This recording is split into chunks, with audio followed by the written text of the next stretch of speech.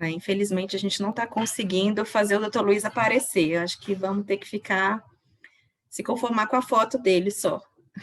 E com a aula, claro. Luiz, coloca para compartilhar, para Tá, eu colocar estou em modo colocando de aqui a aula. apresentação. Tá indo devagar aqui. Tá. Bom, pessoal, Luiz Roberto, ele é médico nefrologista no ICDF, é um dos grandes responsáveis pela minha formação. Então, foi até bom o Tiago estar ocupado, porque aí eu posso te apresentar dessa maneira, que eu tenho muito orgulho de dizer. Aprendi muito com o doutor Luiz, inclusive foi da minha banca de trabalho de conclusão de curso, aceitou o convite, e eu sou muito grata por isso. E sabe tudo de transplante, então, uma pessoa ideal para apresentar essa aula. Então, Luiz, fica à vontade, pode começar. Todos me escutam? Sim. Primeiro, desculpem pelo probleminha na câmera, realmente não consegui resolver. Queria agradecer o convite da sociedade e agradecer as palavras da Isadora. A gente tem uma relação aí mais profissional, uma filha lá do nosso serviço de nefrologia. E fico muito feliz com essa iniciativa que o Tiago e ela estão capitaneando, né? Reestruturar a sociedade no Distrito Federal, lutar pela classe e propor esses momentos aí de integração e troca de conhecimento. Louvável essa iniciativa, Isadora, parabéns. Assim, mais uma vez, tenho muito orgulho de fazer parte da sua história. E me incumbiram de falar sobre o protocolo de transplante renal, né? Acho que bem oportuno. Quem me conhece sabe que trabalho com transplante, essa é a minha rotina e quase que diária. Quando eu recebi o tema, até brinquei com a Isadora e com o Thiago, eu falei assim, olha, protocolo de transplante renal, me fala o que vocês pensaram, que eu não quero ser aqueles alunos do Enem que fogem ao tema e zeram a redação. Vamos falar sobre droga, vamos falar sobre aspectos práticos, e o Thiago até brincou, não, vamos falar de preparo de receptor, de doador, CMV, polioma, rejeição. Falei, tá bom, Thiago, quantas horas aí de aula, né? Tentei fazer algo enxuto e algo prático, para a gente discutir condutas e, quem sabe, e aí no final cada um traz a sua vivência. Começando pelo começo, vamos falar aí da avaliação inicial do receptor de transplante renal. Tipagem sanguínea, obviamente, né? A avaliação de distúrbio mineral ósseo, eu considero isso extremamente importante, até para que, eu sempre falo que o sucesso do transplante, ele depende de você conhecer o seu paciente antes de transplantar. Então, conhecer o distúrbio mineral ósseo do teu paciente, a gravidade dessa doença, ela vai te deixar alerta para hiperparatiroidismo persistente pós-transplante, hipercalcemia pós-transplante, hipofosfatemia pós-transplante, complicações que podem acontecer ao longo desse segmento ambulatorial. Manejo de drogas que podem piorar a mecânica óssea, como é o caso do corticoide, os próprios inibidores de calcinurina, coagulograma, as sorologias previstas em lei, né? Hepatite B, C, HIV, Chagas, sífilis e citomegalo, mas vai de cada serviço, a gente costuma acrescentar aí Epstein-Barr também no pré-transplante, raio-x, ultrassom, ecocardiograma, um eletro, avaliação ginecológica e urológica, e o risco cirúrgico, que não é para todos os pacientes. E onde eu aprendi transplante, a minha chefe, ela sempre, a doutora Marilda, da Unicamp, ela sempre falava o seguinte, que transplante era alfaiataria. A gente tinha essa impressão de que tudo era igual, de que todo mundo seguia o mesmo protocolo, seguiam as mesmas coisas, e isso descaracterizava até um pouco a figura do nefrologista que gosta de transplante. E acho que mais do que nunca, nós temos a individualização como um grande paradigma aí no transplante. Quando eu falo de pré-transplante, é muito importante buscar a história do paciente.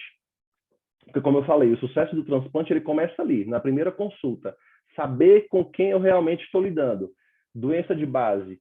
Quem trabalha com pré-transplante, principalmente em serviço público, se depara aí com 70% dos pacientes com doença de base indeterminada. Ou todo mundo fala que é hipertenso, mas é uma hipertensão que coincide com o início da doença renal crônica.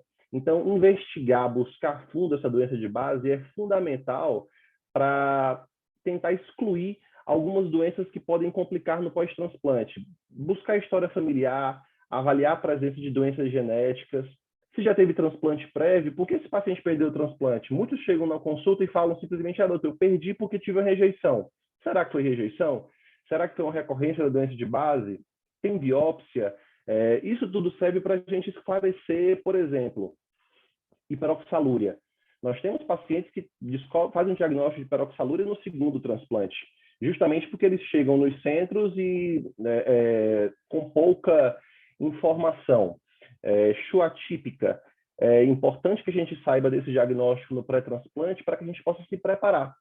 No consultório lá no ICDF, eu estava atendendo um paciente jovem, mais um desses doenças de base indeterminada, e no meio da conversa, assim, já próximo de listá-lo, ele lembrou que tem uma prima que toma um remédio todos os meses no hospital e que ela faz hemodiálise. E a gente buscando achou Chu atípica. Então, assim, seria um paciente que seria transplantado sem cuidado adequado e iríamos perder esse enxerto. Número de acessos, histórico de trombose, para não contraindicar. Pesquisar a trombofilia, programar anticoagulação, ver se esse paciente já teve acessos femorais, como eu falei, transplante prévio, tempo prolongado de diálise para estudar melhor a vasculatura onde vai ser realizado o implante, para evitar aqueles embates com a equipe cirúrgica que vai falar assim, poxa, eu tive que dissecar a ilíaca até lá em cima para conseguir achar um local para implante. Então, ecoduplas de vasos ilíacos ou antitomografia naqueles casos mais selecionados, né? Buscar também doenças infecciosas para fazer as devidas profilaxias. Tuberculose, profilaxia com isoniazida, hepatite C, que antes tinha aquela história de que a gente tinha que tratar a hepatite C antes do transplante. Agora ela pode ser tratada até após, porque as drogas elas permitem, né? Profilaxia com hepatite B, HIV, que já foi uma contraindicação à realização do transplante e hoje não é mais, desde que esse paciente tenha carga viral indetectável, CD4 bom, e sífilis também, quando que a gente trata com penicilina como se fosse forma terciária. Né? Doença de base urológica. Pedir uma uretrocistografia miccional naqueles pacientes jovens com doença de base indeterminada, que você não consegue chegar ali num diagnóstico. É um exame difícil, não é muito confortável para o paciente, tem que selecionar bem os pacientes que vão fazer. Avaliar a necessidade em conjunto com a equipe cirúrgica de nefrectomia pré-transplante, os pacientes portadores de doença renal crônica por rim policístico, uma tomografia pré-transplante para avaliar tamanho de rim nativo, se precisa nefrectomizar. Aqueles pacientes que têm ali um rim que não funciona, é um rim atrófico ou disfuncionante e que ficou como um saco hidronefrótico que vai gerar ITU de repetição. Será que não vale a pena, antes do transplante, retirar esse rim, pensando que você vai imunossuprimir esse paciente a longo prazo, avaliar a bexiga do paciente. Sempre no intraópio, o cirurgião ele fornece muita essa informação para a gente. Tempo grande de diálise, a gente sabe que por mais tempo que essa bexiga permaneça disfuncionalizada, ela vai voltar a funcionar quando ela novamente tiver urina ali para poder exercer sua função de continência. Alguns pacientes podem precisar de uma sondagem vesical por mais tempo, ou sonda vesical de alívio pós-transplante, enfim. E outro ponto que eu acho fundamental no preparo do receptor é você estar extremamente alinhado com sua equipe multi, para buscar pacientes de risco para má aderência. A gente fala muito das complicações de transplante, mas acho que o começo de tudo é tentar identificar e prevenir a má aderência, e a equipe multi é fundamental para isso. Crianças, adolescentes, aquele paciente que já traz a má aderência da terapia renal substitutiva, ele falta a sessão de diálise, ele não segue a prescrição da diálise peritoneal, exames sempre ruins, os usuários de drogas, né? Serviço a serviço pede um tempo de abstinência, doenças psiquiátricas não contraindicam, mas é necessário que essa doença esteja controlada. E nesses casos, buscar uma rede de apoio, alguém na família que vai participar desse cuidado no pós-transplante. Eu pensei em falar sobre algumas coisas que a gente habitualmente não conversa nos meetings, nos congressos de transplante, assim, alguns temas fora da caixa. E acho que o risco cirúrgico do receptor é um desses. Lá no ICDF, nós temos o viés de ser um hospital de cardiologia, então o cardiologista está ali do lado para que eu possa conversar e tirar as dúvidas com ele facilmente, mas isso não é realidade da maioria dos centros. Então, cabe muito à equipe transplantadora a avaliação desse risco cirúrgico. A doença cardiovascular é a principal causa de óbito após o transplante renal, especialmente devido à doença arterial coronária. Nos primeiros 30 dias após o transplante renal bem-sucedido, aproximadamente metade dos óbitos é consequência de infarto agudo do miocárdio. As recomendações, elas devem ser aplicadas apenas aos pacientes assintomáticos ou com sintomas atípicos. Aqueles pacientes com sintomas típicos ou com história de doença cardiovascular têm que ser avaliados como a população geral. O grande mistério da doença renal crônica, né, e todas essas doenças graves que apresentam sintomatologia mais branda nesses pacientes, são esses os pacientes que nos colocam em desafio no ambulatório.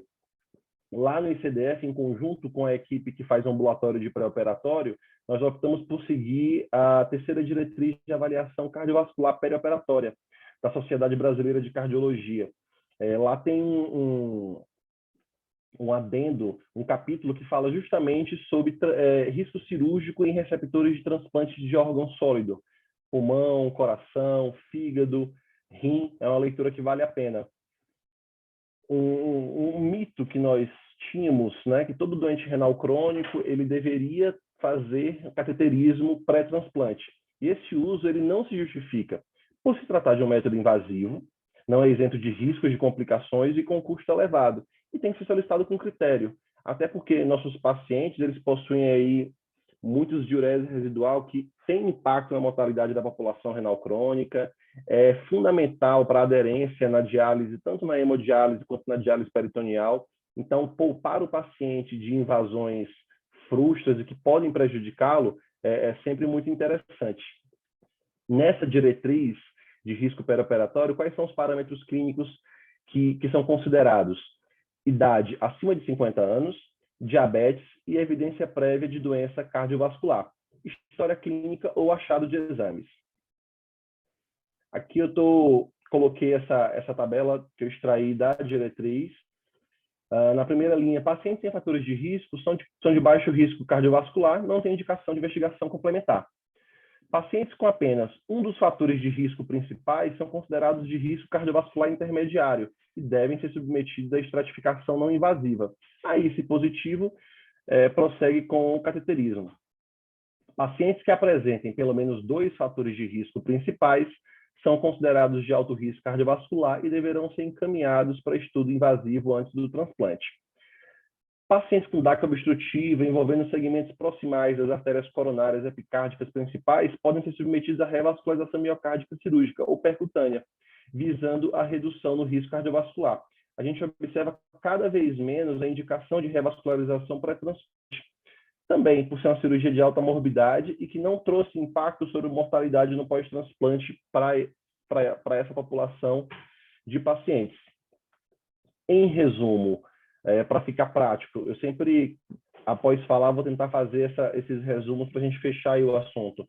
Sempre que eu estou lá no ambulatório de pré-transplante, eu vejo esses 3 fatores de risco. Diabetes, idade maior ou igual a 55 anos, eu coloquei 50 no outro slide, 55, perdão. História prévia ou familiar de doença coronária. Conduta. Se não tem nenhum fator, não há necessidade de investigar a isquemia nesse paciente. Se ele tem um fator, uma estratificação não invasiva, um eco com estresse, 2 ou mais fatores, estratificação invasiva, cateterismo. Outro tema que eu acho que é interessantíssimo e muito importante sempre se falar é neoplasia e pré-transplante e neoplasia e pós-transplante. Em todas as apresentações todas as aulas que eu tenho a oportunidade de discutir com grandes nomes sobre esse assunto, eu sempre tento ali buscar uma resposta definitiva sobre esse assunto. Mas cada vez mais eu percebo que essa resposta definitiva ela não existe. E o que vai nortear muito a nossa conduta é o bom senso e a parceria com o oncologista responsável pelo paciente. O risco de câncer ele é uma preocupação muito grande para a equipe transplantadora, porque os receptores de transplante têm risco de até 100 vezes maior de câncer. E quais seriam os fatores aí importantes para incluir pacientes com cânceres prévios em lista? O tipo de neoplasia, o estágio dessa neoplasia e potencial de recorrência. Cabe ao transplantador pesar risco de morte na HD, benefício da sobrevida e qualidade de vida com o transplante e o risco de recorrência. Acho que todo mundo aqui já escutou algum paciente falar assim, doutor, eu tive câncer, meu médico falou que tem que ficar 5 anos fora da lista de transplante. Dois questionamentos. Primeiro, será que nossos pacientes eles têm tanto tempo assim para ficarem em lista? Todos 5 anos?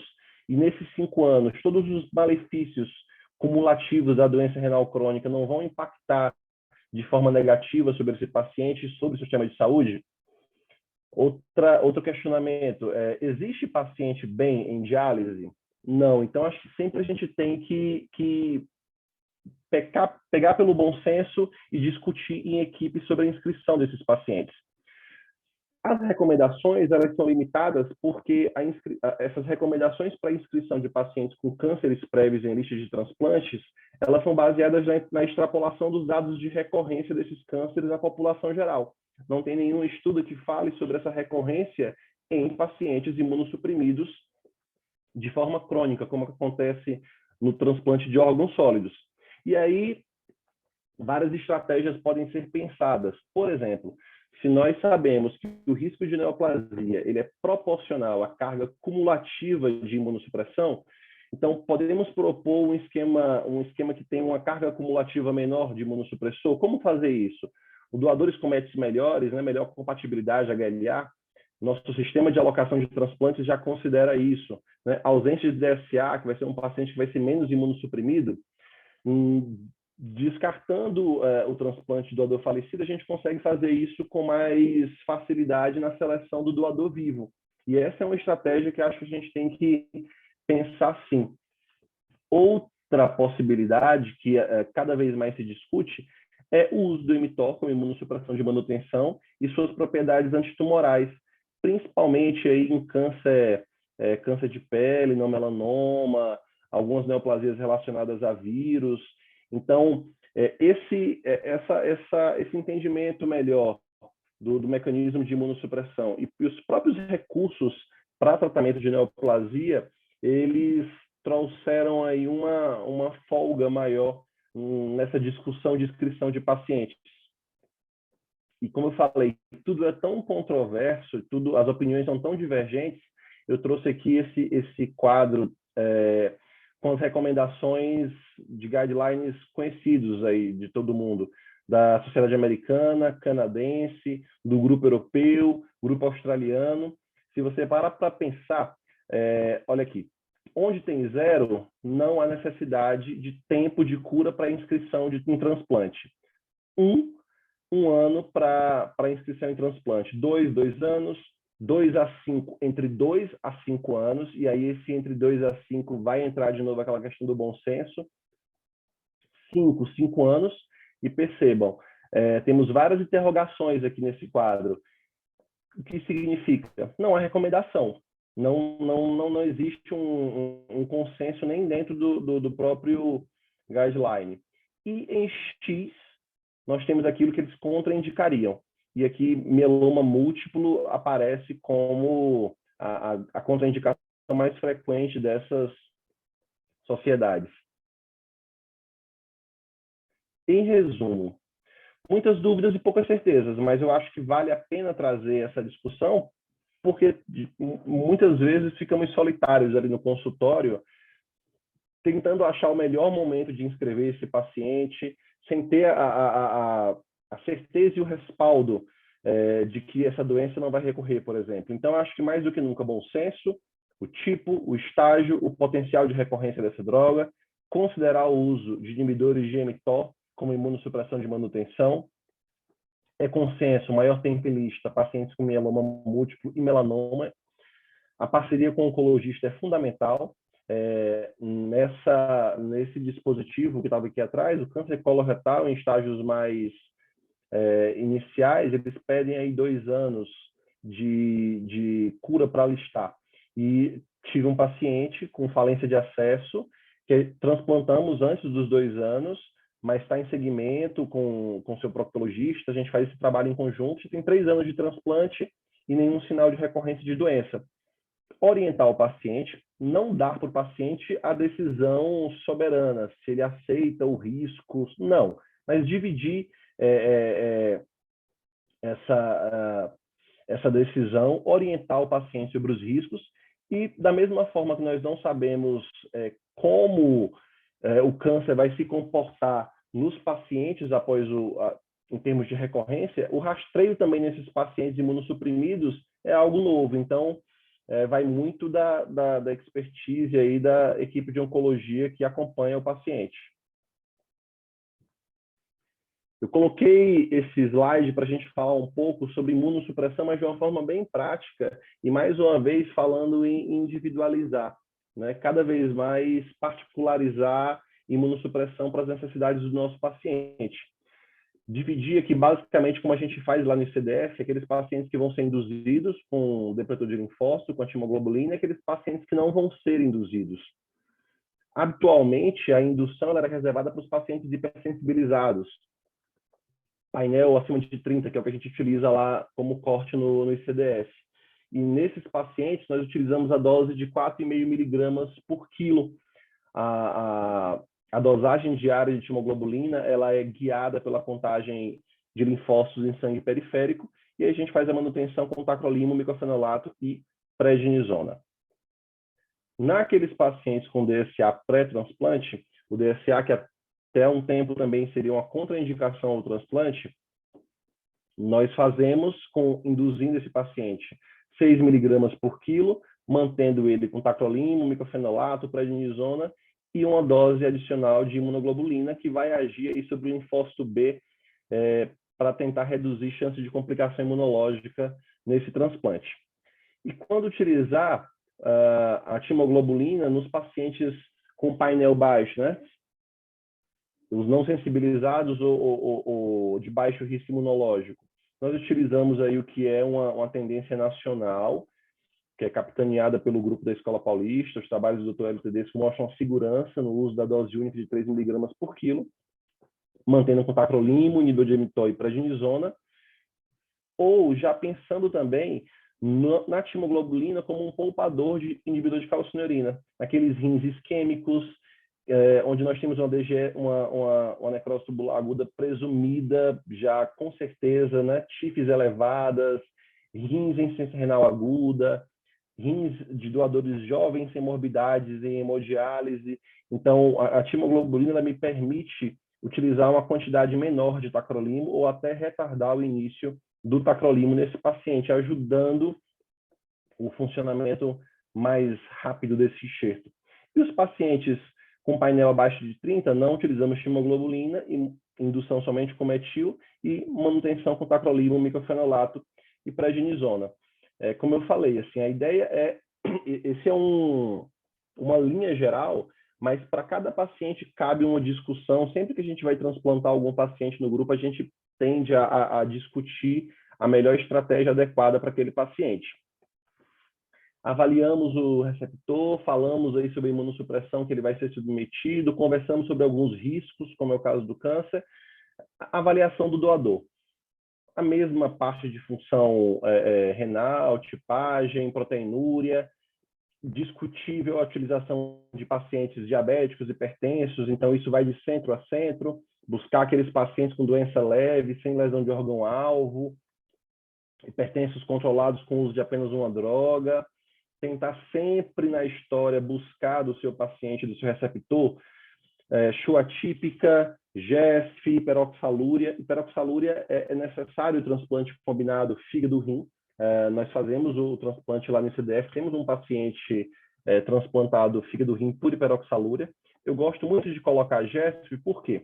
Aquele paciente que perdeu o enxerto por GESF precoce, aquela GESF agressiva, e você pensa em retransplantá-lo. Acho que é fundamental que você se programe. Você tem suporte de plasmaférese fácil para que aquele transplante não caia na mesma cilada do primeiro transplante. As provas, CDC, que é a contraindicação absoluta para o transplante, o CDC positivo, citometria de fluxo, alguns lugares fazem, avaliar se tem DSA pré-transplante, se há necessidade de dessensibilização ou não. Isso aí, cada centro vai ter a sua opinião sobre esse assunto. As sorologias, ultrassom, raio-x, uma avaliação cardiológica e angiotomografia de vasos ilíacos. Falamos desse preparo pré-transplante, para agora falar um pouquinho das principais complicações após o transplante. Coloquei aqui aquelas infecções pós-transplante que são do transplantador, né? CMV, Epstein-Barr vírus e polioma vírus, e não tem como a gente não falar dessa infecção emergente aí, que é a COVID-19. Além de termos que aprender a lidar com essa doença na população em geral, nós estamos nos deparando com um grande desafio, que é tratar os nossos pacientes imunossuprimidos com diagnóstico de COVID. CMV. Prima infecção naqueles pacientes que têm sorologia para transplante negativa ou reativação de infecção prévia, assim se dá a doença. Os pacientes de mais alto risco são aqueles receptor negativo e doador positivo. Esse é o paciente que tem que ser monitorizado, vigiado de perto aí no segmento ambulatorial. Um risco maior de CMV naqueles que utilizam depletores de linfócitos em qualquer momento do transplante, seja na indução ou para tratamento de rejeição. Quadro clínico é um quadro clínico muito variável, que pode desde alterações laboratoriais, leucopenia, elevação de transaminases, diarreia, dor abdominal, mialgia, ou os quadros mais graves, doença órgão-invasiva, colite, pneumonite. O que é mais adequado é o rastreio e diagnóstico precoce não da doença, mas da infecção pelo CMV. E você pode fazer tanto pelo PCR ou pela antigenemia. PCR mais sensível, antigenemia operador dependente, você precisa de uma amostra de boa qualidade. Na leucopenia você tem falsos negativos. Então, mas aí vai da realidade de cada serviço. O tratamento ele é habitualmente feito com antiviral, o ganciclovir. Também pode ser feito com Valgan, que é uma droga que tem apresentação via oral. E qual seria aí um problema que está emergente quando se fala também de citomegalovírus? Muitos pacientes que a gente utiliza profilaxia, esses de alto risco, que são negativos e recebem órgãos positivos, cada centro ele estabelece seu protocolo de profilaxia para CMV e expõe esse paciente a tratamento com ganciclovir por vários meses. Essa exposição à droga induziu a resistência ao ganciclovir. As principais mutações virais conhecidas são o L97 e o L54. A primeira é a mais frequente. E qual seria a primeira abordagem quando suspeitar de resistência ao ganciclovir? Altas doses de ganciclovir, tentar uma dose de 10 miligramas por quilo. Na literatura também fala de cidofovir, foscarnet, mas são drogas extremamente nefrotóxicas e por isso não costumam ser consideradas como opção. Lembrar que o citomegalovírus aí é aquela coisa que eu digo do pensar fora da caixa, né? Aquilo que não é tão óbvio. Pensar sempre que o citomegalovírus ele pode ser ele não é só uma infecção pontual, mas ele é um marcador de muitas complicações que podem acontecer naquele paciente. Por isso que esse paciente ele precisa de uma monitorização próxima. Risco maior de rejeição, arteriosclerose, diabetes pós-transplante, PTLD, que é a doença linfoproliferativa pós-transplante. Diante dessa possibilidade de resistência, nós sabemos que o CMV ele não é só aquela infecção pontual, tem esses efeitos indiretos, que é algo que é muito preocupante. Qual o futuro com relação a isso? A monitorização imunológica. Contagem de células NK, que está muito relacionada com a infecção por CMV, combate ao CMV. A terceira via do complemento, via da lecitina ligadora de manose. Pacientes com deficiência nessa via, eles vão ter CMV mais grave. Então, o futuro aponta para monitorização imunológica como estratégia para esse novo problema aí, que é novo não, né? Para esse problema que é a resistência ao ganciclovir. Esse é um dispositivo que eu criei rapidamente, como a gente faz lá no serviço, rastrear os pacientes de risco, né? E que são aqueles pacientes receptor negativo, doador positivo, que usaram timoglobulina em qualquer momento do transplante, indução ou tratamento de rejeição, PCR positivo ou antigenemia, e os pacientes também se apresentam como síndrome giral, esses pacientes vão ser submetidos ao tratamento com ganciclovir. Lembrar que nas doenças órgão-invasiva, colite, pneumonite, nem sempre, geralmente a antigenemia ela não vem positiva. Nós precisamos, muitas vezes, biopsiar o órgão acometido. E a histologia ela costuma ser bem característica, né, de CMV. Os pacientes que apresentam teste positivo, iniciamos ganciclovir e, inicialmente, já pensamos numa redução ou suspensão do antiproliferativo. No nosso serviço, a grande maioria dos pacientes utiliza como antiproliferativo microfenolato de sódio. E vamos repetir semanalmente os exames desse paciente. Antigenemia no D7 negativo, a gente mantém o tratamento por 7 dias. Nesse período, o PCR estaria positivo ainda. PCR no D14 negativo, encerramos o tratamento. Feita essa primeira rodada de tratamento e o paciente continua com os testes diagnósticos positivos, nós vamos manter o tratamento com ganciclovir e, além de avaliar se tiver reduzido, suspender o antiproliferativo, vamos iniciar o inibidor de mTOR pelas propriedades antivirais descritas no uso do inibidor de mTOR e tratar também até a negativação do teste. Polioma vírus. O polioma é aquilo que literalmente dá pânico aí para o transplantador. É a infecção com pior prognóstico ao enxerto, sabidamente. Acho que todo mundo que se depara com a biópsia com polioma, eu sempre fico pensando até como conversar com o paciente, porque a gente já sabe que, na maioria das vezes, nós diagnosticamos já quadros avançados. A gente já perde aí 50% de chance de recuperação desse enxerto. Então, é sempre um quadro muito preocupante. A biópsia ainda é o padrão ouro, e o polioma é um bicho aí caprichoso, precisa ser feita uma biópsia de fragmento medular, é lá que o polioma está. A nefropatia pelo polioma, nas suas fases iniciais, ela pode simular um quadro aí de inflamatório, infiltrado, que simula um quadro de rejeição borderline, e a imunistoquímica com SV40 vai diferenciar bem isso aí. A melhor forma de conversar com o patologista é a classificação da nefropatia associada ao polioma. E, classicamente, nós temos 3 padrões de nefropatia pelo polioma. O padrão A, que é aquele que nós fazemos o diagnóstico antes da piora de função renal, digamos assim, onde você tem mínima inflamação.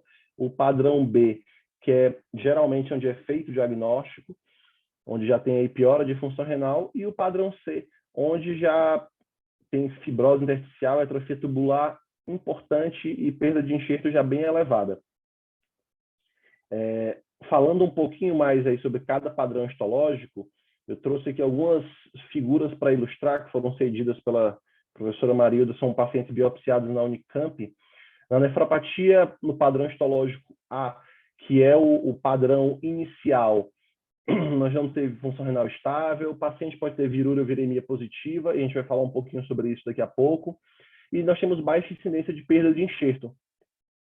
As alterações histológicas, elas são discretas ainda. A gente consegue ver inclusão viral, mas a gente não vê tanta atrofia, fibrose. Já na nefropatia, no padrão histológico B, a presença do vírus ela é bem mais frequente, né? Nós temos aí sinais maiores de replicação viral. Já tem a disfunção do enxerto, o aumento de creatinina. Geralmente é aqui que a gente biopsia o paciente, aquele paciente que tem uma piora de função renal sem uma causa determinada. Já aqui no estágio B, o prognóstico ele é ruim, risco de perda de enxerto de 50%. O padrão histológico B vai de B1 a B3, considerando inflamação intersticial, fibrose intersticial, e, obviamente, quanto maior a nomenclatura, pior a evolução do quadro. E no padrão histológico C, a gente já tem aqui muita fibrose, né? Replicação, nem conseguimos ver tanta replicação viral, porque o polioma gosta de túbulo e de túbulo viável. A gente não tá mais, e a gente não vai mais ver isso nesse paciente, porque ele já tem um grau de atrofia e fibrose intersticial importante. E aqui, nesse estágio, o risco de perda do enxerto é muito elevado, 100%. Então, realmente, o polioma é um quadro preocupante para quem trabalha com transplante. O que fazer? Rastrear. Assim como o CMV, mais importante ainda, acho que no CMV, rastrear polioma é fundamental para não se deparar com ele, propriamente dito. A recomendação do CADIG, que eu acho que a maioria dos serviços que conseguem fazer, que tem recurso para isso, rastreio a cada 3, 6 meses, depois do transplante, mensalmente nos primeiros 3 a 6 meses após o transplante, depois a cada 3 meses até completar 1 ano pós-transplante. E sempre que tiver uma piora de função renal inesperada, e também após tratamento de rejeição aguda. Uma carga viral acima de 10 cópias fala muito a favor de infecção pelo polioma vírus. E você pode fazer rastreio por virúria ou viremia, depende daquilo que você vai ter mais fácil acesso no seu serviço. Os serviços ou até uma associação desses, né? Pacientes que têm virúria persistente positiva, a primeira conduta seria reduzir inibidor de calcineurina, reduzir imunossupressão, trazer esse nível para próximo de 5. Se mesmo assim ele persiste com virúria positiva, fazer a viremia, se positiva, biopsiar, estagiar e já tentar montar o seu plano de ação contra isso. A redução da imunossupressão é fundamental para o tratamento do polioma. E junto com essa redução de imunossupressão, vem o risco de rejeição, que é algo que não tem muito como prever. Mas com relação ao polioma, acho que a gente voltou aí para o básico, né? Nesses casos de infecção grave, reduzir a imunossupressão vai ser a melhor ferramenta. Teve um congresso americano de transplante, teve uma plenária falando do que era o mais novo sobre o polioma, e nem tem tanta novidade assim. E tinha um caso clínico, um residente que fez um diagnóstico de polioma no final de semana, o staff estava viajando, o que é que todo mundo iria fazer? E aí o palestrante colocava várias opções. Letra A, quinolona, cidofovir, leflunomida, e todo mundo levantava a mão. No plenário, todo mundo fazia nos seus serviços todas essas estratégias para tratamento de polioma. E lá na última opção tinha redução de imunossupressão. Lembro que a doutora Maria estava comigo nesse congresso, a gente levantou assim a mão mais tímido e no final foi o que realmente ele concluiu. O que resolve é reduzir a imunossupressão do paciente. Quinolona tem um efeito in vitro que não foi confirmado em estudos controlados, cidofovir extremamente nefrotóxico. Racionalmente falando, talvez a imunoglobulina seja o mais inteligente, porque a imunoglobulina é um pool de substâncias lá dentro, né? Você tem imunoglobulina, inclusive antipoliomavírus. Daí o racional para utilizar essa droga em nefropatia pelo polioma. E também, pensando que você vai reduzir a imunossupressão, você pode fazer uma droga que age aí num possível tratamento de rejeição. Então, talvez racionalmente, talvez ainda imunoglobulina para os casos mais avançados. Falando daquela tríade inicial de infecções, eu coloquei Epstein-Barr / PTLD, mas lembrando que uma coisa não é sinônima da outra, né? Mas a maioria dos casos de PTLD, doença linfoproliferativa pós-transplante, está relacionada à infecção por Epstein-Barr vírus. Temos uma maior incidência de PTLD no primeiro ano, principalmente nos transplantes coração, pulmão, que utilizam mais imunossupressão nesse primeiro momento. O transplante renal, ele vê PTLD mais tardia. Fatores de risco, população pediátrica, provavelmente por serem soro negativos, uso de timoglobulina, inibidores de calcineurina, tratamento também é rastreio, e quando positivo, reduzir imunossupressão. Ou suspender, se possível, se necessário, e sempre numa estratégia conjunta com o oncologista assistente nesses casos. Eu não conheço nenhum serviço que faça rastreio para Epstein-Barr vírus de forma rotineira, né? Nos guidelines falam que assim, uma contagem viral aí acima de 10 mil cópias, você pode procurar PTLD que você vai encontrar, mas não é uma prática comum. Não tenho muito tempo para falar sobre neoplasia após o transplante, mas eu quis trazer esse slide mais uma vez para reforçar que a gente precisa ter bom senso e pensar um pouco antes quando inscrever o paciente ou não, porque os recursos para tratamento estão aparecendo. Eu acho que mais do que nunca individualizar vai ser a resposta. Esse paciente ele tem 6 anos de transplante, um paciente que me procurou no consultório com um carcinoma escamocelular avançado, infiltrativo, ele nem conseguia abrir o olho. Reduzimos o nível de calcineurina, ele já estava com MTOR, várias sessões de radioterapia, cirurgia, a oncologista discutindo, falou, olha, não tem mais margem para ser feito nada. E aí ficamos, o que fazer? E aí ela me mandou um artigo aí que é, nas palavras dela, a melhor referência para uso de inibidores de checkpoint nesses casos. Falando de forma bem resumida, inibidores de checkpoint são drogas que tiram as travas do sistema imunológico. É como se você literalmente liberasse o sistema imunológico. Pensando em transplante, já bate um certo receio, né? Então, porque aquecer o sistema imunológico, liberar o sistema imunológico, quando a gente tenta imunossuprimir cronicamente esse paciente, isso é muito complicado. E aqui, após 3 ciclos da medicação, do cemiplimab, o paciente ele chegou todo feliz no consultório, fez questão de ir sem óculos, mostrando que estava abrindo o olho, a lesão fechando. Óbvio, são 3 meses, não dá para falar que esse enxerto não vai ter uma rejeição crônica, por exemplo. A monitorização tem sido frequente. O paciente está só com sirolimo, corticoide e o cemiplimab.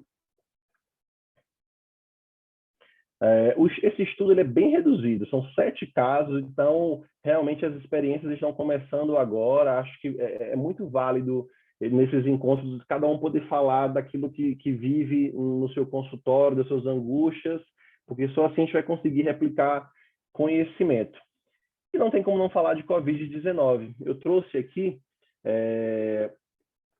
alguns slides da apresentação desse levantamento, desse estudo multicêntrico brasileiro, conduzido pela doutora Tainá, trouxe com autorização dela, para falar um pouco sobre infecção por Covid em receptores de transplante no Brasil. Foram 77 centros, 1.206 pacientes estudados, a idade média desses pacientes, 52 anos, tempo de transplante já avançado, uma média de 5,7 anos, assim como a população geral, as principais comorbidades, hipertensão e diabetes, e os principais sintomas, febre, tosse e dispneia. O manejo da imunossupressão nesses pacientes, obviamente, a forma de se manejar isso mudou muito da primeira onda para cá, né? A observação ela tem trazido um pouco de conhecimento nesse sentido. Nos pacientes tratados ambulatorialmente, não se mudou a imunossupressão em nada. Raramente suspendeu a imunossupressão nesses pacientes ambulatoriais. E aqui, redução ou mudança de imunossupressão. Nos pacientes que necessitaram de internação hospitalar, a suspensão completa e a alteração, redução ou suspensão do antiproliferativo foi uma conduta tomada pela maioria dos centros. A incidência, a taxa de hospitalização foi de 68%, a internação em UTI de 34,8%, 28% desses pacientes necessitaram de ventilação mecânica, 48% evoluíram com lesão renal aguda, 26% necessitaram de diálise e 6% evoluíram com perda de enxerto. Desfechos, 24% de mortalidade geral. Entre os hospitalizados, 36%, e aqui o número que mais chama atenção, né? Entre aqueles que necessitaram de ventilação mecânica, 82% dos pacientes transplantados foram a óbito, e 66% entre os que foram admitidos em UTI. Existe aí um grupo que se conversa muito, que tenta, principalmente após essa análise da doutora Tainá, tentando convergir em termos de conduta no manejo desse paciente com COVID. O que nós temos feito no ICDF segue essa tendência nacional, que é para os casos assintomáticos ou sintomáticos leves, manter a imunossupressão e rastrear esse paciente, né? Paciente com necessidade de internação, suporte de oxigênio, nós suspendemos o antiproliferativo. Naqueles pacientes com necessidade de intubação orotraqueal ou franca piora clínica, nós suspendemos a imunossupressão e mantemos somente com corticoide. Até porque o tempo de transplante desses pacientes, a dose de corticoide que nós utilizamos ambulatorialmente já é bem baixa, 2,5 miligramas, e em todos os protocolos nós temos aí o uso de corticoide venoso em doses bem maiores. Quando eu pensei em falar sobre COVID, eu fui atrás rapidamente assim dos números lá no ICDF. Peço desculpas por não ter feito uma análise tão minuciosa. Foi um primeiro levantamento, mas é uma ideia assim de destrinchar um pouco mais esses dados. Nós tivemos até agora 32 casos de COVID, no total de 284 transplantes, uma incidência de 0,1%, 19 pacientes do sexo feminino, 13 do sexo masculino. Nossos pacientes eles são jovens, 47,37 anos a média de idade. Entre os pacientes acometidos, 5 pacientes acima de 65 anos, tempo de transplante de 3 anos. Uma paciente teve um PCR pré-transplante positivo. Como é que a gente tem feito lá no serviço? Na triagem pré-transplante, no momento que nós convocamos esse paciente para o transplante, questionamos com relação a sintomas, a contato com pacientes positivos, realizamos tomografia. Se negativa essa investigação, realizamos o PCR e o transplante, e esse PCR ele é conferido pós-transplante. Essa paciente foi, inclusive, nossa última paciente de transplante falecido, penúltima dupla de transplante doador falecido. A paciente ela ficou em DGF por 10 dias, assintomática, já recebeu alta, com bom funcionamento do enxerto. 18 pacientes tiveram casos leves, 14% necessidade de internação. Desses que internaram, 6 tiveram necessidade de ventilação mecânica. 2 pacientes ainda estão internados em ventilação mecânica. Os outros 4 pacientes que necessitaram de ventilação mecânica, eles foram a óbito, né, que mostram a alta incidência de óbito naqueles pacientes que necessitaram de ventilação mecânica. Tivemos perda de enxerto em um paciente, mas era um paciente que já tinha uma disfunção crônica do enxerto aí por conta de rejeição crônica. Então, a infecção ela agudizou esse quadro e contribuiu para a perda do enxerto. Acho que aqui eu vou falar um pouco mais rápido sobre complicações imunológicas, rejeição aguda, mediada por células, porque acho que é um consenso aí na maioria dos serviços, né? Utilizamos aí o BANF, né? 1 a 3, escalonando 1A, 1B, 2A e 2B. O tratamento varia de metilprednisolona 1 grama 3 dias, nos casos mais leves, 1 grama de 3 a 5 dias para aqueles 1B. E sempre aqui considerar o uso de timoglobulina quando você não tiver resposta terapêutica necessária, né? Resposta nem clínica e nem uma resposta histológica. Nos casos mais graves, associar, e no 2B para frente é consenso que a gente já faz timoglobulina 7 a 14 dias. Vai dar uma dose de 7 miligramas por quilo. Rejeição aguda mediada por anticorpo, ele é um problema tão difícil assim até quanto o polioma, né? Dá uma aflição, porque a gente sabe que não é fácil de tratar. No diagnóstico, nós temos que buscar a evidência histológica, né? Usando critérios de Banff, a evidência imunopatológica da presença do anticorpo e a evidência sorológica desses anticorpos anti-HLA. A histologia ela pode ser muito diversa, como vocês estão vendo aqui. Inclusive, microangiopatia trombótica pode ser uma expressão de rejeição aguda mediada por anticorpo. Na evidência imunopatológica, a deposição de C4D nos capilares peritubulares é bem característico, ou não também, né? Porque a gente começa estudando e fala, o paciente com rejeição aguda mediada por anticorpo, ele vai ter C4D positivo. E nesse contexto, começam os trabalhos, as evidências de que nós temos também rejeição mediada por anticorpo C4D negativo. Não vou falar muito sobre o assunto, mas só para abrir aí o leque de possibilidades. o que a gente percebe é que a rejeição C4D negativa ela costuma ser mais tardia do que a rejeição C4D positiva e o percentual de perda de enxerto ele é maior nas rejeições C4D positivas. Na evidência sorológica também dos anticorpos, esse paciente tinha um DSA pré-transplante, esse DSA ele aumentou no pós-transplante, junto com ele eu tenho piora de função renal, tenho proteinúria, ou eu tenho um DSA de novo. E aí, para complicar mais ainda, existe a rejeição mediada por anticorpos que são não HLA, porque tudo pode ser um pouquinho mais complicado. Só para ilustrar, rejeição não HLA, anticorpos direcionados contra angiotensina 2, anticorpos direcionados contra diversas células aí glomerulares. Então, a cada momento, a rejeição por anticorpo, que já é um mundo, consegue ter novos capítulos. Eu trouxe esse dispositivo de tratamento, que é o que a gente costuma, com algumas mudanças, fazer no serviço, e acho que, em linhas gerais, é o que se pratica muito. Diagnóstico feito, plasmaférese, 5 sessões, imunoglobulina, rituximab, quando o centro dispuser. Houve queda de MFI do anticorpo doador detectado no momento da rejeição? Se sim, essa redução ela foi acompanhada de melhora clínico-laboratorial? Se sim, a gente mantém com tacrolimus, micofenolato e prednisona. Se não, considera repetir a biópsia renal, ver o que ainda pode ser feito. Não teve melhora? Repete plasmaférese, repete imunoglobulina.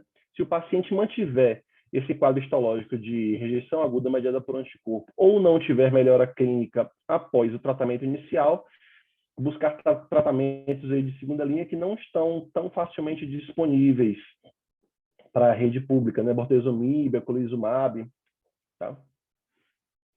Para terminar, que eu já sei que já me alonguei bastante, e naquela mesma linha de falar um pouco de coisas fora da caixa quando se fala em transplante, hiperparatiroidismo persistente após o transplante, né? Que é uma outra doença, na verdade. O paciente ele pode trazer consigo a sua doença que ele tinha antes do transplante, ele pode resolver essa doença após o transplante. Nós ainda vamos acrescentar as drogas imunossupressoras, que elas têm impacto negativo sobre a dinâmica óssea. Então, o que seria esse persistente? Um PTH aumentado, desproporcional à função renal daquele paciente, com hipercalcemia. A doença, o hiperpara secundário que vem da diálise, geralmente reverte ao final do primeiro ano após o transplante. Até mais precocemente, a gente observa essa tendência de queda, terceiro, sexto mês. Dificilmente pacientes que não tiverem uma queda expressiva nesse momento, eles vão evoluir com melhora do PTH. Mas 20% desses pacientes evoluem com hiperparatiroidismo persistente. E a nossa ferramenta para tratamento é o cálcio mimético, o Sinacal 7, ou a paratiroidectomia, sempre naquela discussão sobre qual é o melhor método. Aqui eu trouxe essa tabela de um artigo publicado pelo Dr. Gabriel Rivelli, também meu parceiro lá na Unicamp, aqui é a tese de mestrado dele, onde ele acompanha os pacientes pós-transplante com hiperpara persistente que fizeram uso de Sinacal 7. E a gente já observa aqui uma normalização do cálcio a partir do sexto mês, uma normalização do fósforo já no primeiro mês de uso. O PTH, ele tende aí no segmento, aí nos 3 anos, a uma queda progressiva com normalização ao final do terceiro ano, com função renal estável, que é a grande discussão quando se questiona a paratiroidectomia. Porque a paratiroidectomia ela tem aquela alteração de função renal que pode acontecer pelo efeito hemodinâmico que o PTH exerce sobre o glomérulo. Mas existem indicações que são muito claras. Refratariedade ao uso de Sinacal 7, o paciente não consegue, por efeitos adversos, a droga, é uma coisa a se pensar. Então, eu sempre falo que é importante pensar no osso não somente antes do transplante, mas também após o transplante. Já falei muito e quero mais uma vez agradecer a oportunidade de estar aqui falando um pouco do nosso serviço, falar sobre transplante, que é um assunto que me é muito caro. Me coloco à disposição, meu e-mail está aí na tela. Aqui eu coloco nossa equipe, Thiago, nosso enfermeiro camisa 11, nossa coordenadora, a doutora Ellen, a alma do serviço, minha dupla, Inara, os mais novos transplantadores, Alisson e Camila, que trouxeram aí uma juventude, uma garra mais para o serviço, nossa enfermeira da diálise, Laurene, e os nossos pacientes, que são aí o grande motivo pelo qual estamos aqui. Sempre que eles têm altas, nós fazemos uma foto comemorativa, com certificado, com medalha, porque eles realmente são grandes vencedores. Acho que é isso. Obrigado, pessoal. Ótimo, muito boa aula, doutor Luiz, excelente. Assunto denso, né? Acho que se tivesse mais 1 hora, 2 horas, a gente ainda ia faltar, fala muita coisa. Te falo que hoje eu tirei uns 10 slides da apresentação, mas acho que vale para um próximo momento a gente fazer um bloco de transplante e poder entrar aí com detalhe em cada assunto desses. Acho que vale a pena, né? Principalmente para quem não está no transplante, né? É importante a gente relembrar, né? Muito tempo, eu já não me lembro de mais nada do serviço, então é importante, né? E a gente vai ter muito residente mais para frente, né? Participando aí. Esse é um ano que está mais agitado na residência, então acho que vai valer a pena com certeza. Bom, vamos ver se alguém tem alguma pergunta. A gente tem algumas perguntas aqui no chat. A doutora Edivânia, boa noite, doutora. Ela mandou aqui, excelente palestra. Qual a orientação para antiagregação plaquetária no pré-transplante? Muitos centros recusam o paciente que usa antiagregante e muitos pacientes não mantêm acesso viável sem a medicação. O que você usaria no lugar?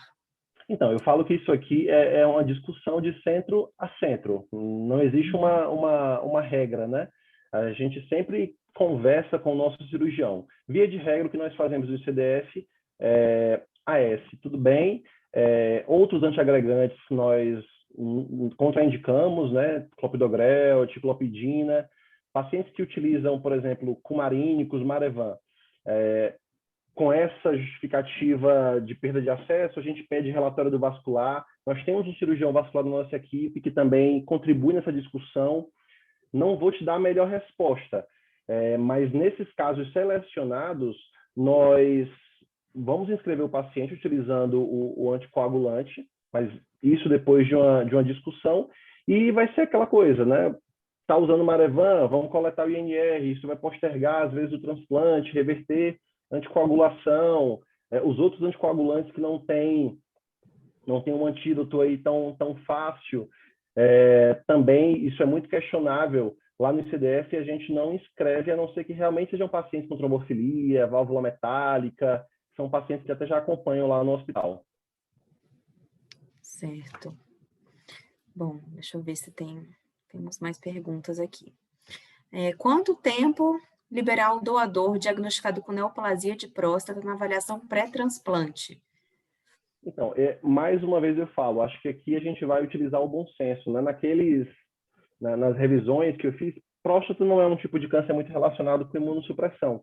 Então, sempre entra naquele racional de tentar 2 anos, 1 ano. Eu já inscrevi paciente com 1 ano de tratamento com doença restrita à próstata, porque era um paciente com falência de acesso que não teria esse tempo todo e está tranquilo fazendo o seu tratamento. Então, doenças restritas à próstata, conversar com o urologista, com o oncologista, mas eu acho que 1 a 2 anos seria um período aí interessante. Já respondeu aqui a questão seguinte que tinha. Deixa eu ver aqui, nós temos alguns elogios aqui, doutor Luiz, no chat. Realmente a aula foi muito boa. Alguém mais teria alguma dúvida?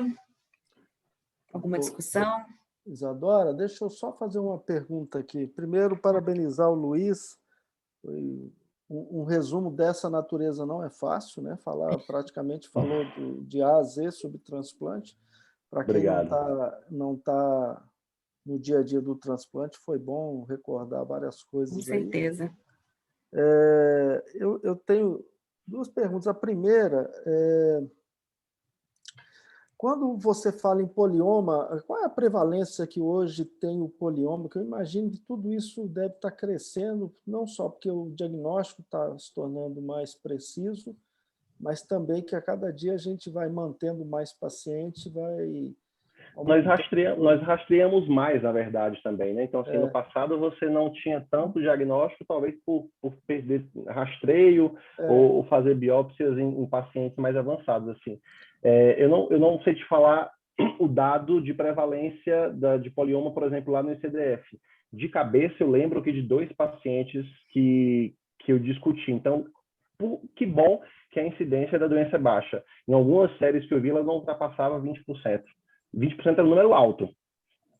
Imagino. Você sabe lá do hospital do rim, hipertensão?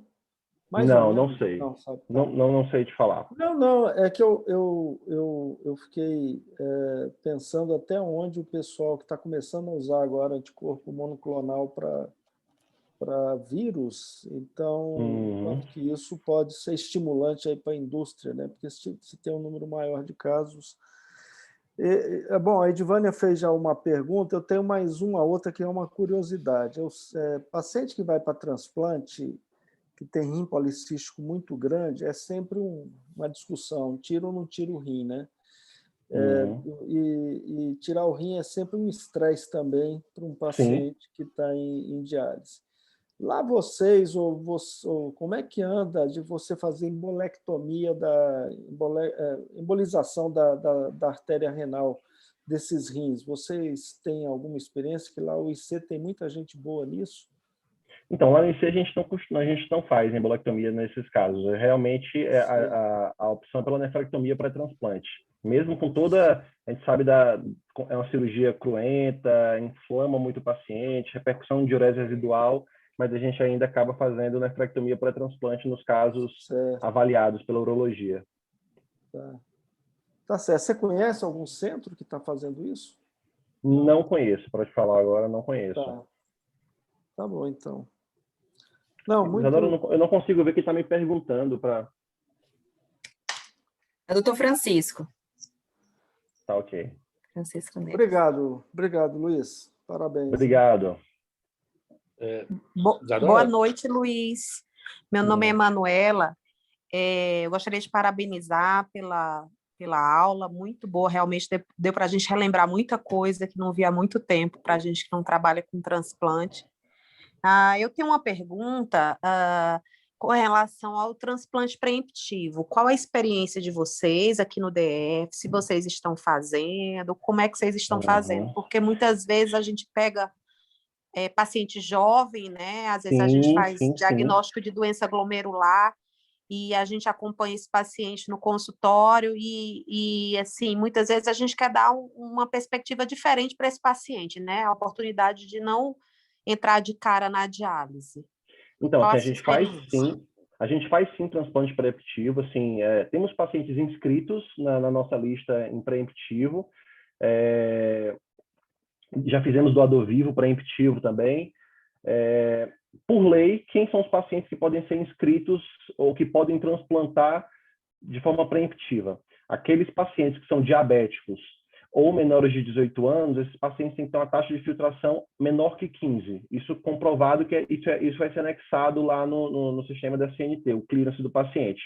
Nos outros pacientes, ou seja, acima de 18 anos e não diabéticos, eles têm que ter uma taxa de filtração mensurada menor que 10. Então, se eles estiverem nesses critérios, basta encaminhar que nós, no ICDF, estamos fazendo transplante preemptivo, sim. Porque muitas vezes a gente não espera chegar nessa taxa de filtração para poder começar, principalmente se a gente pensar num transplante preemptivo doador vivo relacionado, né? Então, assim, às vezes... O preparo, ele até pode começar antes, mas a efetivação do transplante, ela tem que ser nesse momento. Certo. Mas é isso. Em que momento encaminhar para o preparo, entendeu? A gente espera o clearance por volta de 15, eu estou falando do paciente não diabético. Ou não? Se você já tem um ambulatório específico disso, como é que funciona? Então, lá no nosso ambulatório de pré-transplante, recebemos esses pacientes da mesma forma e no mesmo fluxo que os pacientes que já estão em terapia renal substitutiva. Vou te falar da minha experiência no meu consultório, que eu faço também nefrologia geral. Aqueles pacientes que eu estou vendo ali clearance já caiu abaixo de 20, chega naquele final em que a piora é cada vez mais frequente, eu já tento sempre nas consultas documentar o clearance e já vou preparando com a parte de exames, já busco doadores. Eu tenho pacientes agora no consultório, de cabeça eu posso lembrar de uns 2 ou 3 que já fiz tipagem, já selecionei um doador e vou deixar tudo pronto para o momento do transplante. Tá joia, tá joia. Muito obrigada, excelente. Tá ok, obrigado. Isadora, posso? Sim, Tá? a palavra é sua, Fabrício. Ok. Luiz, parabéns. De fato, dar uma síntese de um assunto tão extenso é difícil, foi muito bom. Eu sou do grupo que está meio afastado do transplante, então eu estou lembrando de muito pouca coisa mesmo. Hoje eu estou mais em UTI mesmo. Que bom, Mas essa foi você a ideia, comentou né? não, foi excelente. Você atingiu honrosamente o objetivo, se foi esse mesmo.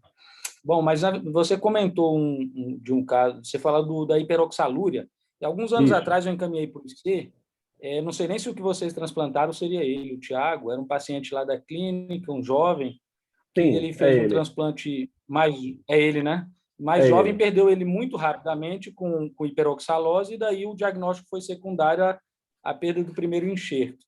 A experiência, pelo menos na época que eu li, eu encaminhei até para o Watanabe primeiro, para o transplante de fígado, ou seja, um transplante em 2 tempos. Né? Primeiro você transplanta o fígado, porque aí você diminui essa hiperoxalose e aí o transplante renal mais bem sucedido.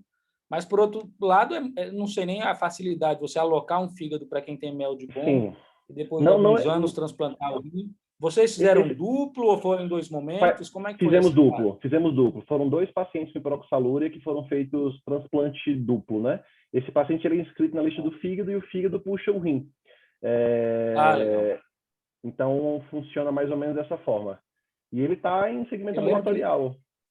Legal, legal. Eu lembro que, na ocasião, a gente começou a intensificar, melhorar o capilar dele para ver o que a gente podia fazer de otimização em diálise para diminuir a carga de oxalose, para que, no momento do transplante, esse rim, o enxerto, sofresse menos. Mas depois eu não tive mais contato, então era o Tiago mesmo. O transplante Esse paciente duplo, eu acompanhei também na residência, né, doutor deve Luiz? ter sido. Eu acho que sim, viu, Isabela? Você estava lá. Foi quando ele perdeu o rim da segunda vez. Ele é uma cirurgia de alta mortalidade. É uma cirurgia bem maior, bem mais extensa. Então, não existem aí séries com muitos casos sobre isso. Para ter noção, o nosso grupo lá no IC, a gente publicou um relato de caso de um menino que transplantou fígado rim simultâneo para porfiria. E foi, acho que agora a memória não vai me falhar, 4º ou 5º caso descrito no mundo.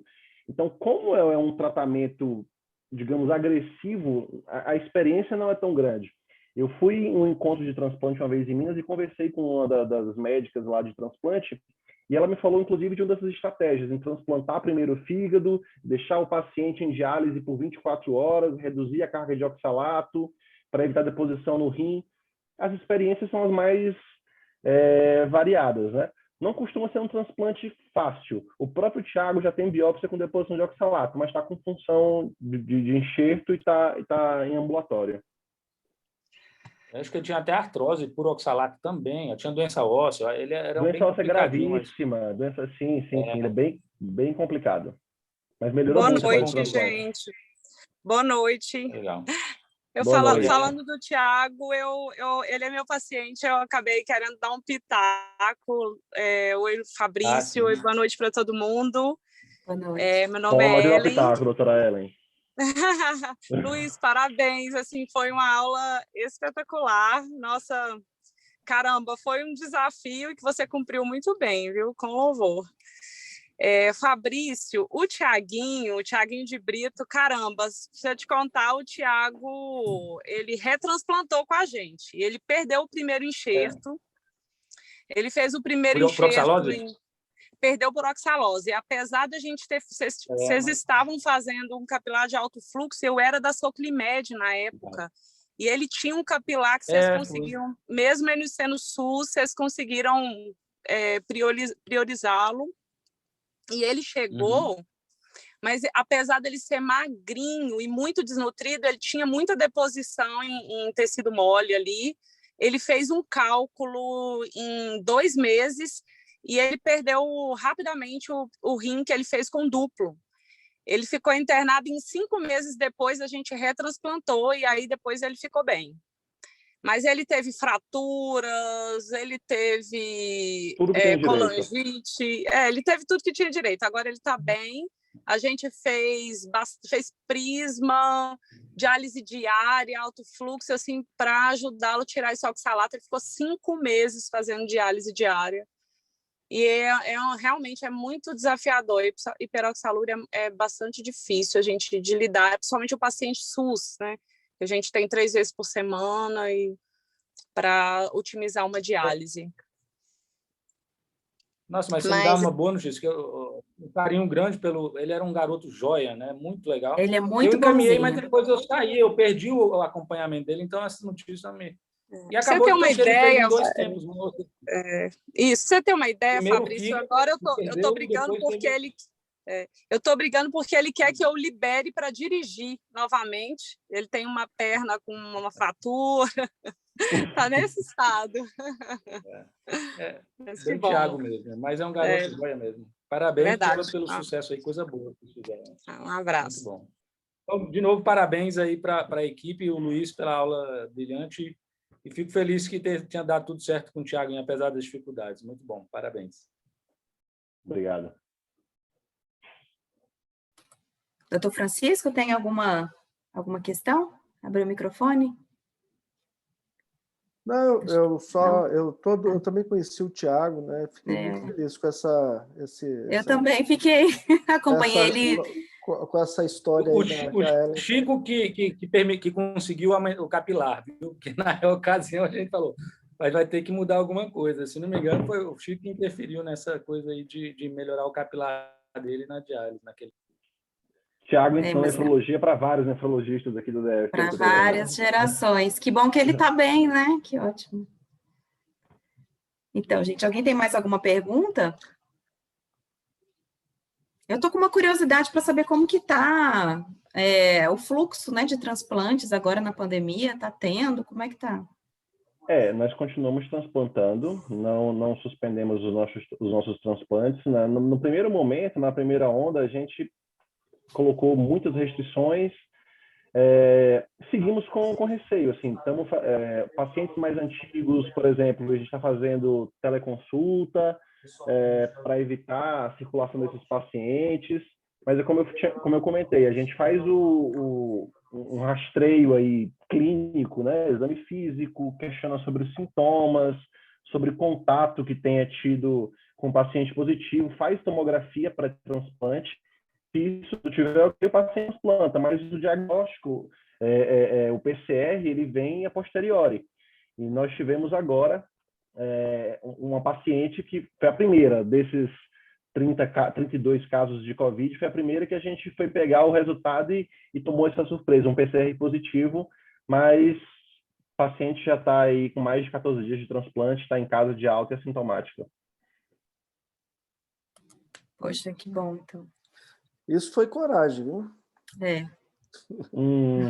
Mas assim, você não tem como esperar o PCR de todos os pacientes, né? Porque você tem... Não, eu sei, mas tu assim, não é fácil, não. Não é fácil. Assim, a nossa primeira experiência infecção por Covid transplantada foi uma paciente que tinha acabado de tratar uma rejeição por timoglobulina.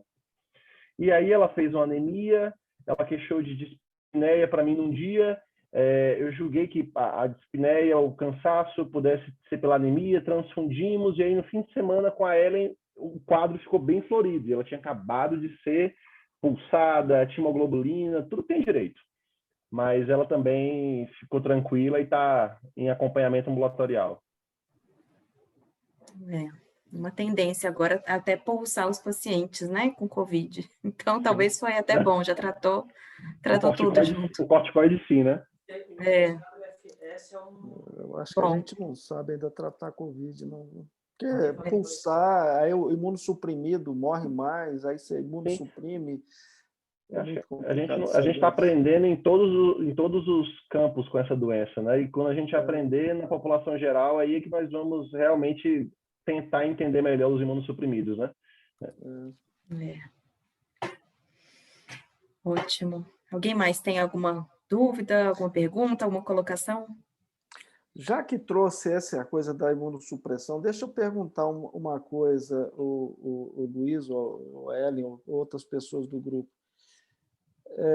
É que recentemente eu tive até um paciente que eu acompanhava, na realidade eu dava suporte em Brasília, que ele acompanhava em São Paulo, que transplantado, que morreu de Covid.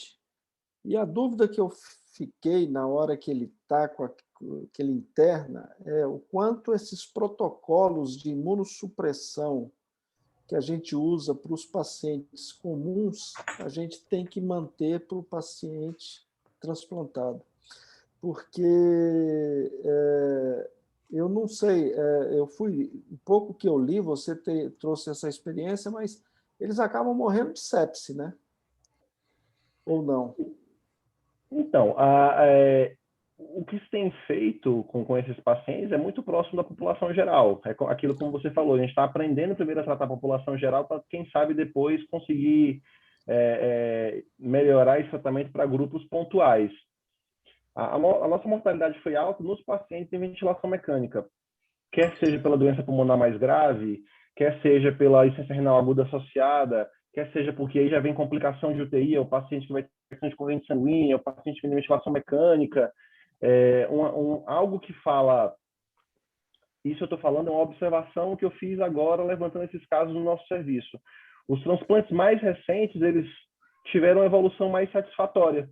Talvez essa carga adicional de imunossupressão, ela realmente seja um fator complicador, e não aquela dose alta de imunossupressão no início do transplante. Mas isso aí é somente uma observação minha, né?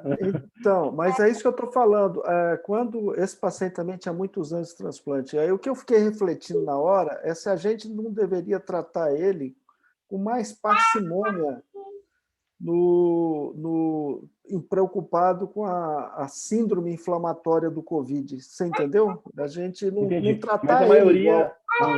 Mas a maioria desses pacientes graves acaba que retira toda a imunossupressão e fica só com corticoide, que é meio que uma extrapolação também do que a gente faz para o transplantado séptico, né? Eu sei, mas o que eu estou querendo dizer é que, no início, ele acaba recebendo corticoide em doses altas. E eu não sei até onde isso é produtivo, porque ele não é uma pessoa normal que está com Covid. Por isso que eu fiquei em dúvida, mas não tinha o que fazer, né? Você não tem elementos para mudar isso. A terapia é heróica, mas eu estou acompanhando um paciente que já no primeiro dia a complicação foi pela pneumonia viral mesmo, não foi sepse secundária. Então, assim, não tem um padrão transplantado, jovem. Quanto tempo de transplante? Chegou, agora eu não me lembro. Não, mas eu sei, mas é mais de ano. Mais. O paciente já transplantado há bastante tempo, acompanhado no então consultório. Tá certo. Não, tá. Ele já deu entrada assim de cara com o quadro da pneumonia viral mesmo, e não foi nem complicação. Ele fez uma síndrome inflamatória mesmo, né? Pneumonia viral grave, prona. Nem sei se ainda está... Tem uma semana que eu não vou no hospital, não sei se ele ainda está bem, mas acho que ainda não tem um padrão assim, né, descrito. De nada, né, de nenhum tipo ainda. Bom, pessoal, alguém mais? Doutor Luiz, quero agradecer novamente pela participação. Quem voltou? O Thiago voltou. Thiago, você conseguiu pegar alguma coisa? Peguei só a parte final aqui que vocês estavam discutindo. Thiago vai misturar insuficiência renal aguda e transplante agora. Mas não, depois eu vou assistir a aula gravada e vou comentar no grupo aí as minhas... Sim, com certeza. Então, fica o convite, né, para todo mundo, então, e puder falar para os colegas que a aula fica gravada depois no nosso canal do YouTube. Isso. E muito obrigada, Luiz. A aula realmente foi muito boa, nem doeu, foi bem tranquila, apesar do tempo bem, bem denso, foi muito boa. Parabéns. Não, eu que agradeço mais uma vez o convite. O Thiago não estava quando eu falei no começo. Obrigado pelo convite, Thiago, Isadora. Assim, acho que essa iniciativa ela é brilhante. Nessa correria, a gente não consegue parar para, às vezes, revisar alguns temas, atualizar e trocar experiência. Isso é fundamental. E essa iniciativa de vocês, assim, é digna de muito parabéns mesmo, assim. Muito feliz. Obrigado pela Bom. participação.